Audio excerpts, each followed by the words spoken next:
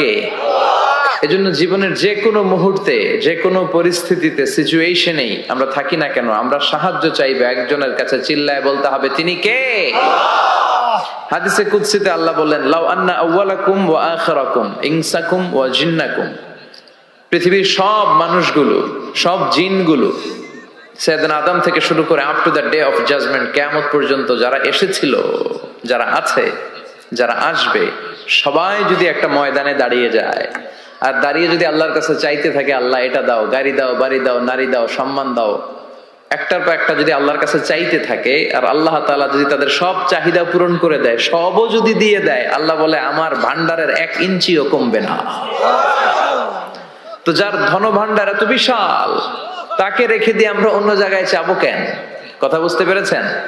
এটার নাম হচ্ছে তাওহীদ। মানে আমাদের সবকিছু এক কেন্দ্রিক হবে। আমাদের চাওয়া পাওয়া, বাসনা, যন্ত্রণা, আকাঙ্ক্ষা সবকিছু আমরা কার কাছে বলবো? এটার নাম তাওহীদ। এটার নাম কি? তাওহীদেরই মুর্শিদ আমার মুহাম্মাদের নাম বলো, মুহাম্মাদের নাম। আল্লাহর নাম জপলে বুঝতে পারি আল্লাহরই কালাম বলো, মুহাম্মাদের নাম। ওই নামেরই রশি ধরে যাই আল্লাহর পথে, ওই নামেরই ভেলায় চড়ে ভাসি নূরের স্রোতে, ওই নামের বাতি জেলে দেখি আরশের মুকাম বলো, মুহাম্মাদের নাম।